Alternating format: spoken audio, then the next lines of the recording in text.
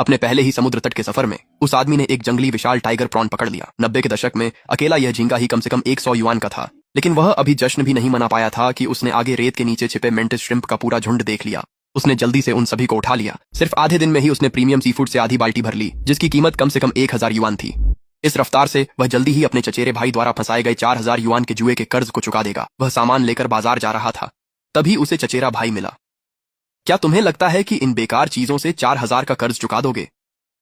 भाई को लगा कि सामान बेकार है, पर ध्यान से देखा तो बाल्टी में बेहतरीन सी फूड था।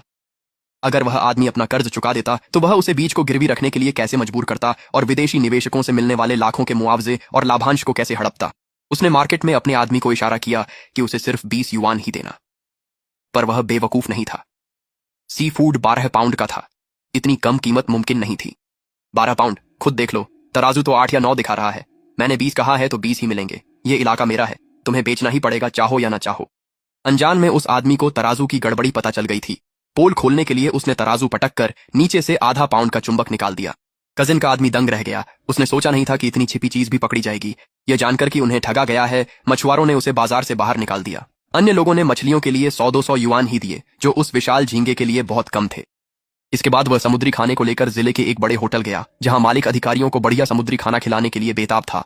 युवक, ये आधी बाल्टी ने मेरी जान बचा ली। मैं इसके लिए तुम्हें 1000 युआन दूंगा। उसने सौदा मान लिया। मालिक ने कहा कि 3 दिन में वीआईपी मेहमान आएंगे और उसे एक बढ़िया जंगली पीला क्रोकर चाहिए। अगर वह उसे ढूंढ लाया तो वह 2500 युआन देगी। उसने ऑर्डर लिया, पर चचेरे भाई के आदमी ने सब सुन लिया और रातों रात खबर दे दी। उसका चचेरा भाई गुस्सा हो गया। अगर वो फिर खड़ा हो गया तो 4000 के कर्ज से उसे कैसे रोकूंगा। पीली क्रोकर गहरे पानी में थी, इसलिए उसने मुनादी करवा दी, उसे नाव देने वाला जो गूंज उनका दुश्मन होगा वो पछताएगा। उसका दोस्त चेतावनी देने पहुंचा, पर वो पहले ही सब समझ चुका था। वह दोस्त संग किनारे गया, जहां चचेरा भाई और कई लोग रास्ता रोके थे। सबको लगा वह जबरदस्ती निकलेगा, पर वह मुड़कर उल्टी दिशा में चल दिया, जिससे सभी मछुआरे हैरान थे। वह रास्ता ब्लैक रीफ की ओर जाता था, जहां शहर में सबसे तेज धाराएं थीं। अनुभवी मछुआरे भी वहां नहीं जाते थे, और उसके चचेरे भाई को लगा कि कर्ज न चुका पाने के कारण उसकी मौत निश्चित है।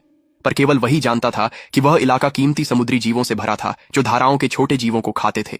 आर्डर जल्दी पूरा करने के लिए उसने चारा के रूप में कुछ छोटे झींगे डाल दिए। जैसा कि उम्मीद थी, कुछ ही सेकंड में एक पीला क्रोकर मछली आ गई और उसने तुरंत उसे पकड़ लिया। मछली ले जाते समय वह चचेरे भाई से मिला। भाई हंसकर बोला, क्या पीली क्रोकर मिली या सिर्फ खाली बाल्टी? पर बाल्टी में असली मछली देख उसकी हंसी गायब हो गई। उसे यकीन नहीं हुआ कि यह हाथों से पकड़ी गई है।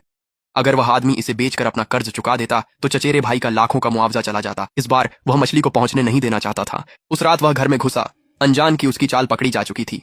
उस आदमी ने टंकी में नकली मछली रख असली को बिस्तर नीचे छिपा दिया।